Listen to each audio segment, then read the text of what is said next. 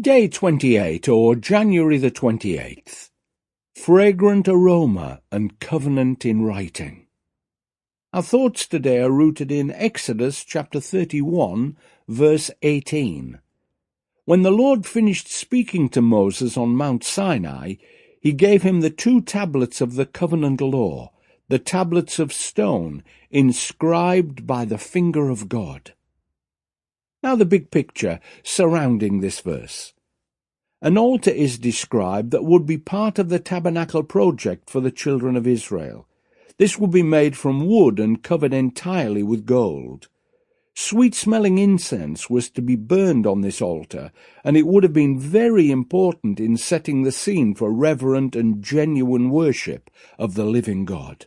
They knew that God couldn't be contained in a tent or even a temple, but having a visual reminder of their invisible God was very important to them. God understood their need, which is why he encouraged them to erect the tabernacle whenever they stopped as they travelled to the Promised Land. Bearing in mind that all of this was to the glory of God, we can better understand why so much trouble was being taken to get everything just right. When God had finished speaking to Moses at Mount Sinai, giving him the regulations that would form the foundation for Judaism and ultimately Christianity, he handed him the 2 tablets of stone on which he himself had written the 10 Commandments. And finally, our action step for today. What sort of aroma do you leave in a room when you leave it? Sorry if that sounds a bit risque, but our reading today emphasizes how important sweet aromas are to God.